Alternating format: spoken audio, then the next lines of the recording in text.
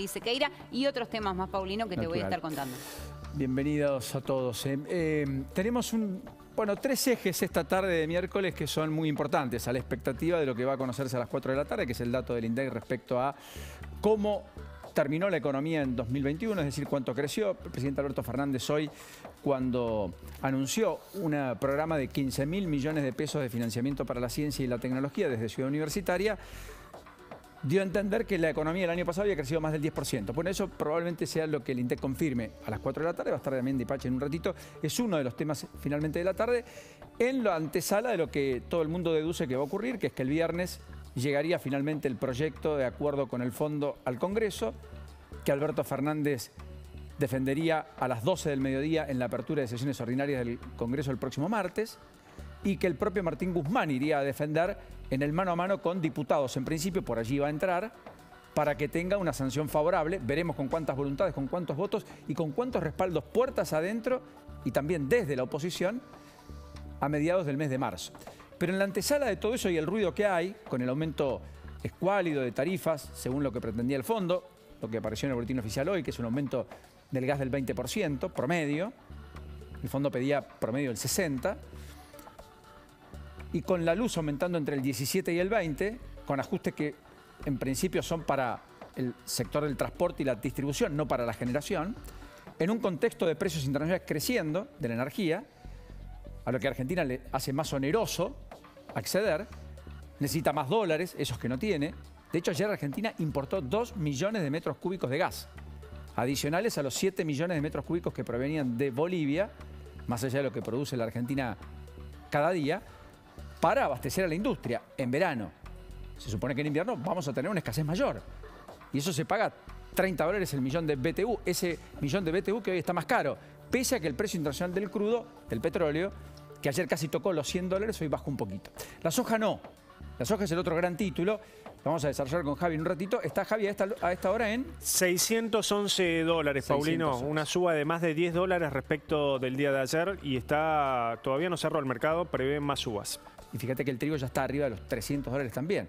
Claro, dos productos, en particular la soja, que tendrán una cosecha menor, entre otras en la Argentina, además de Brasil, y fruto de la sequía, más lo que pasa en Ucrania, de allí que se genera la merma en el precio internacional de... El aumento, perdón, en el precio internacional de las commodities. Pero efectivamente lo que en el gobierno deducen es que va a compensar el precio, por lo menos la caída en la producción. Aunque hay 45% del área sembrada en la Argentina con soja que se prevé tenga o menor rinde o en definitiva que no pueda ser cosechado. Lo cual va a tener un impacto sin duda respecto a la cosecha de este año, que algunos imaginaban en 45 millones, que algunos recortaron hasta 40 millones y que algunos otros ya a esta altura están imaginando incluso por debajo. Bueno, tres ejes rápidos del día, más allá de todo esto. El primero es Ucrania. Obviamente nos vamos a abocar y nos vamos a meter de lleno en el conflicto en minutos nada más, porque el conflicto está suponiendo sanciones. Lo que no está claro es si hay un rediseño geopolítico. Pero lo concreto es que Ucrania ayer aprobó de forma previsional un proyecto para armar a sus ciudadanos. Ucrania sufrió un nuevo ciberataque, en este caso contra el gobierno, el parlamento y entidades bancarias. Kiev ya había sido objeto de masivos hackeos en enero, el pasado 15 de febrero. Y en ambos casos, Kiev terminó acusando, Ucrania, a Rusia. Ucrania aseguró que Estados Unidos se ha comprometido con el envío de armas para atender la crisis. Ayer Biden reconoció que lo de Rusia era una abierta violación del derecho internacional y que por lo tanto aplicaba sanciones, las que ustedes ya conocieron, entre otros a los dos principales bancos de Rusia, pero además le quitaron operatividad comercial a Rusia, que sigue comerciando con China y con los países aliados. Entre ellos Nicolás Maduro, efectivamente, que ayer salió a anunciar un apoyo explícito a Putin, mientras Argentina pareció simplemente tomar distancia. Hoy le agregó un capítulo a Argentina porque efectivamente el canciller Santiago Cafiero no asistió a una reunión con el representante de Ucrania en la Argentina. Sí estuvo el vicecanciller Pablo Tetamanti, pero no Santiago Cafiero. Después de que en el comunicado de ayer la Argentina diplomáticamente incitara a las partes a sentarse a arreglar lo que no están pudiendo arreglar, está claro. Y no hubo ninguna condena, la que se hizo la OTAN, la que se hizo la ONU, la que se hizo el G7, la que se hizo Estados Unidos. Mientras tanto, Japón confirmó hoy que va a imponer sanciones contra Rusia por sus acciones en el este de Ucrania. Recuerden que declaró la independencia de 2 regiones de Ucrania el propio Putin. Esto afecta particularmente la situación de Malvinas para la Argentina. Y Rusia lo que dijo hoy es que va a haber una respuesta fuerte a las sanciones de los Estados Unidos. ¿Cuáles son? ¿De qué tenor? ¿De qué magnitud? Tampoco se sabe. En el mientras tanto, Alemania también golpeó a Rusia, donde más le duele porque suspendió el megaproyecto gasífero que tenían con Rusia. Rusia en el medio puede cerrar los grifos del gas a Europa. Europa está buscando el Medio Oriente, lo que no provendría de Rusia. En el medio el mundo se rediseña y en el medio todos se sientan sobre las reservas propias de combustibles a la espera de que no tengan apagones o escasez generalizada. Así que este conflicto que nos parece equidistante, muy lejano, está en el centro de la escena global, mundial, es de perturbación internacional y de impacto internacional. A todos les pega de algún modo u otro. Algunos más, otros menos. No hay duda que también a la Argentina le va a pegar. No va a ser inocuo. Y de cómo se resuelva también, Argentina tendrá beneficios o prejuicios. Así que de eso vamos a meternos de lleno y nos vamos a hablar en minutos nada más. El segundo tema es el tema de las paritarias, otra vez contrarreloj. Vieron que el lunes próximo, como es feriado, no empiezan las clases, el calendario escolar con regularidad en la mayoría de las provincias, salvo algunas jurisdicciones, Mendoza y la ciudad de Buenos Aires, que comenzaron esta semana con el nivel primario. Todo el resto debería empezar el próximo miércoles. Bueno, lo concreto es que están cerrando paritarias después del cierre nacional del día lunes, de una manera muy rápida, algunos con éxito y otros con muy fuertes discusiones sin poder arribar a acuerdos y por lo tanto todo lo que uno supone es que está peligrando el inicio del ciclo lectivo. Hoy hay una reunión por la tarde convocada de urgencia después del rechazo de los docentes en Neuquén a la última propuesta del gobierno provincial por parte de las autoridades del gobierno de la provincia de Neuquén. Estamos con los gremios mayoritarios en Santa Fe resolviendo en asamblea disconformes si arrancan normalmente el ciclo lectivo o si vuelven a los paros. Hubo una propuesta del gobierno del 41,7% en varias etapas, un aumento del 17,5% en marzo y 3 cuotas de 8% a pagar en junio, agosto y septiembre. Está Río Negro, que está corriendo de atrás en la negociación. Los gremios mayoritarios en asamblea en Chubut también desecharon la oferta de una propuesta corta, semestral, que hizo el gobernador Arcioni, el que veíamos recién con Javi, a propósito del aniversario de Comodoro Rivadavia, el desembarco de Máximo Kirchner, Guado de Pedro y el propio Sergio Massa. Y sí es cierto que en la provincia de Buenos Aires, Baradel, que lo veían recién, aparecería estar muy cercano a un acuerdo con el propio Axel Kicillof. En principio habrían pactado 3 tramos de incrementos para un aumento del 41,8%. 17% en marzo, 11% en julio, 13,8% en septiembre.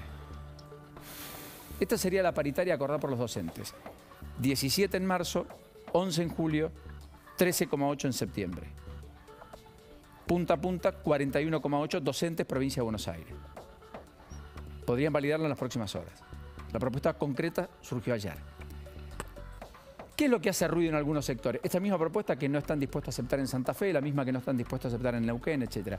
Bueno, lo que hace ruido es que parece que la banda acordado con el fondo de inflación prevista para este 2022, pese a lo que decía el proyecto de presupuesto de Guzmán, que hablaba de un 33, estaría entre el 38 y el 48% para este año. Por lo tanto, pactar un aumento por debajo del 42 significaría apostar al éxito, dentro del éxito, entre comillas, de la merma inflacionaria en cuanto a una baja de poco más del 50% el año pasado a un 38-39 para este año. Que la verdad, la mayoría de los analistas no ve.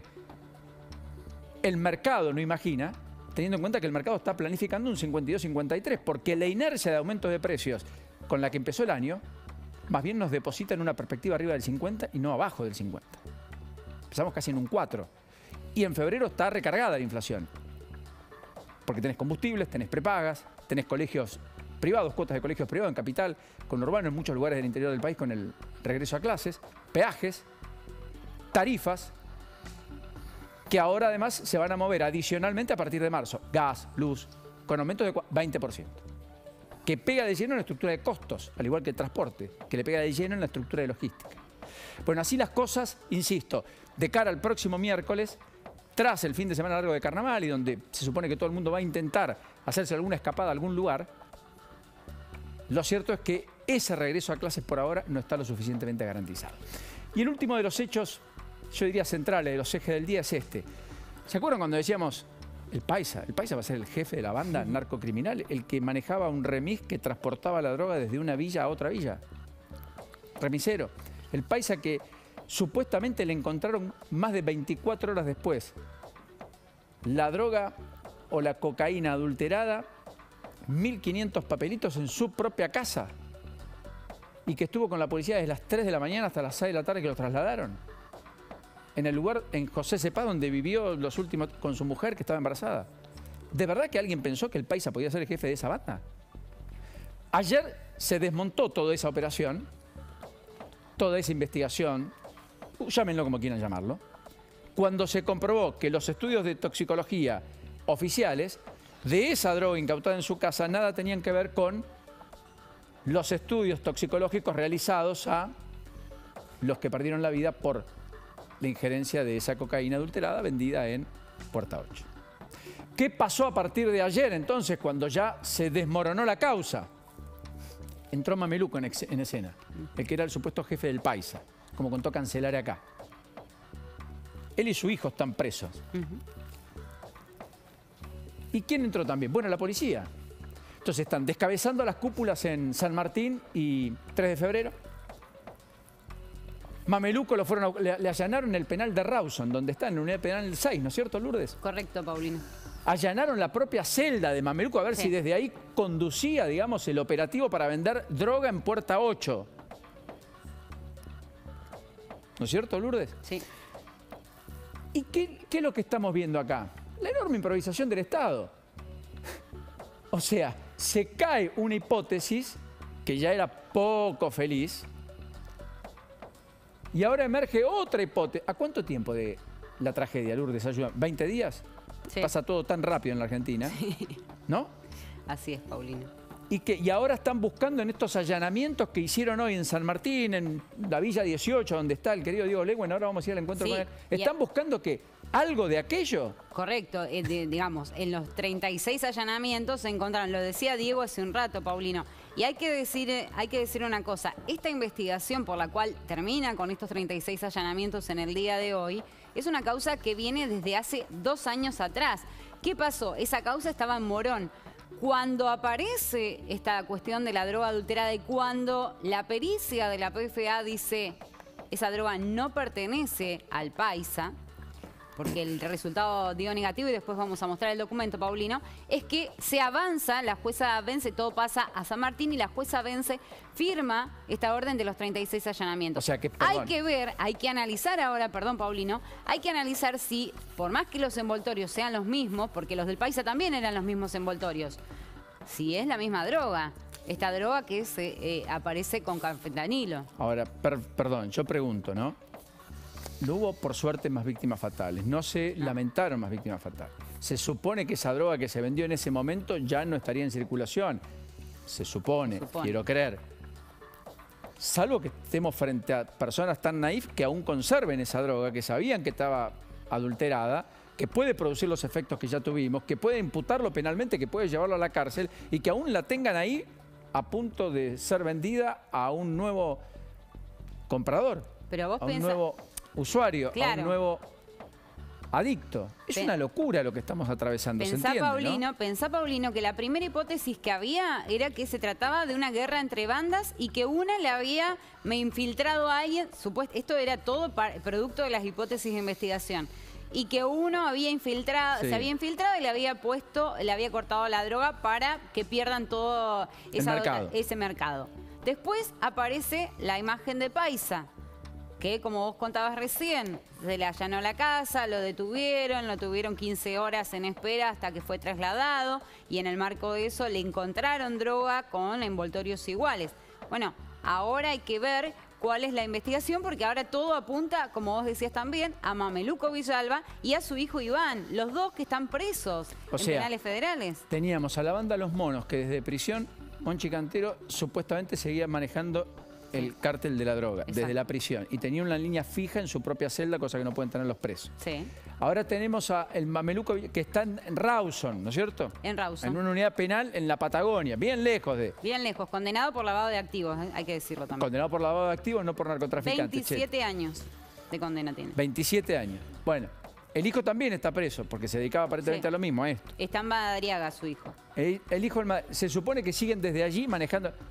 Perdón. ¿Son ellos de verdad? ¿Alguien puede creer? Romina Wiener, bienvenida. ¿Cómo estamos? Buenas tardes. ¿Qué está pasando en la calle en la ciudad de Buenos Aires? Paulino, un choque y vuelco en lo que es Ingeniero Huergo y Moreno. Ahí chocaron 3 vehículos, uno de ellos terminó volcando sobre su lateral. Ahí vemos la imagen como está. Fue un choque muy fuerte. Primero se dio una colisión con una camioneta Eco Sport, que vos sabés que traían en la parte de arriba material de todo que era de vacaciones, sombrillas, sillitas. Bueno, terminan chocando y este otro vehículo volcó. En estos momentos el tránsito está cortado en sentido ahí en Ingeniero Huergo hacia el sur. Está el operativo de seguridad, está trabajando la policía para poder hacer las tareas de peritaje y los bomberos. Esto es Huergo y Moreno, y está generando muchísimas complicaciones en todo lo que es el eje Alicia Moró de Justo, y Huergo, toda la zona esa está con retrasos. Es más, Huergo tiene demoras desde Avenida Corrientes hacia el sur, hacia lo que sería para el Bajo. Ahí vemos cómo el vehículo quedó volcado, el operativo de seguridad y las demoras que se generan en la zona. Estos siniestros, Paulino, muchas veces tienen que ver con la irresponsabilidad al volante, porque una familia venía de vacaciones y de repente termina involucrada en un hecho como este, y uno de los conductores tuvo que ser trasladado porque sufrió heridas. Gracias, Romina. Impecable, como siempre. Me voy al encuentro de Ana Capdevila porque queremos conocer un poquito de lo que está sucediendo en Ucrania. Ana, bienvenida. ¿Cómo estás? Inés. Inés, Paulina. ¿qué dije, Ana? Te rebauticé, perdón. Perdón, Inés, perdón. Bueno, me iban a poner Ana cuando nací, así que estás casi cercano, Paulina. Bueno, entonces leí el pensamiento de tus padres, perdón. Bueno, Inés, contame, ¿qué es lo último y qué es lo relevante para conocer respecto a lo que está suscitándose por estas horas en torno a un conflicto que amenaza con rediseñar geopolíticamente el mundo si es que no podemos ir a aplicar sanciones suficientemente importantes a quien viola el derecho internacional, ¿no es cierto? Exactamente, Paulino. Hoy hay 3 ejes centrales en esta tensión de preguerra que rodea a Ucrania y enfrenta a Estados Unidos, el resto de la OTAN y Rusia. Por un lado, la inteligencia norteamericana y británica dicen que el ataque de Rusia hacia Ucrania es inminente, que el 100% de las tropas rusas, entre 150.000 y 190.000, no hay un acuerdo sobre cuál es el número exacto, que esas tropas están listas para una incursión por el norte, por el este y por el sur de Ucrania hacia Ucrania, y que eso habría llevado al gobierno de Ucrania a ordenar a sus ciudadanos que aquellos que viven en Rusia dejen ese país y aquellos que tenían planes de visitarlo no lo hagan. Y es más, aconsejó armarse a los ciudadanos ucranianos ante la inminencia de semejante ataque. Por el otro lado, también se cierran cada vez más las puertas diplomáticas. Hoy había pautada una reunión entre el canciller ruso, Lavrov, y Antony Blinken, el secretario de Estado norteamericano, y anoche fue cancelada. Correcto. Es decir, que el escenario de guerra va configurándose más lentamente que el fin de semana, pero casi inexorablemente. Sí, porque no veo cómo podrían ambos sentarse a una mesa, salir dañados pero satisfechos al mismo tiempo, que es el arte de la negociación, es todos perder un poco, porque da la impresión que fueron tan lejos que todos van a sentir que pierden demasiado. ¿Se entiende? Exactamente. Ese es un gran argumento, sobre todo para Vladimir Putin, que ya apostó todo por el todo en este despliegue de tropas, en esta retórica belicista y muy anti-ucraniana, anti-soberanía de Ucrania, y en un Estados Unidos que no, y una OTAN que no están dispuestos a ceder ni un centímetro frente a las condiciones de negociación rusa. ¿Cuáles son esas condiciones de negociación? El retiro de todos los misiles que de la OTAN que están desplazados en la frontera con Ucrania, Polonia, Rumania, la certificación por escrito de que Ucrania no va a ser parte de la OTAN y probablemente que otros países que ya son parte de la OTAN, por ejemplo las repúblicas bálticas, sean eventualmente expulsados de la Organización Atlántica. Esas condiciones son prácticamente imposibles de cumplir para Occidente. Correcto. ¿Cuáles son las implicancias directas que imaginas para la Argentina? Te retengo solo un instante más, Inés. 2 o 3 muy concretas, Paulino. Primero, el precio de los commodities, una buena y una mala para la Argentina. La mala, el precio del gas. El gas que llega a Europa desde Rusia, que es una amplia porción de lo que consume, un 40% de lo que consume, empieza a cerrarse, Putin cierra el grifo, por lo tanto Europa apela al gas líquido que llega de Estados Unidos y de Qatar. Qatar también provee a la Argentina. Es decir, que es probable que el precio del gas líquido que usa la Argentina suba, y eso va a ser un problema para el invierno. Por el otro lado, el precio de los cereales. Ucrania y Rusia son 2 grandes productores de maíz y trigo. Eso, al verse afectada esa producción, es probable que también suban el precio de los cereales, lo que es una buena para la Argentina. Y después, obviamente, Paulino, lo que sucede con todo el mundo, las condiciones de alineamiento geopolítico de los países en caso de que haya una gran guerra. ¿Qué va a hacer la Argentina? ¿Cuál va a ser la parte que va a tomar? Ahí no va a haber excusas para la ambigüedad. Sí, esa que de todas maneras tampoco es inocua, ¿no es cierto? Exactamente. Inés, gracias. Gracias a enorme ustedes, placer. Paulino.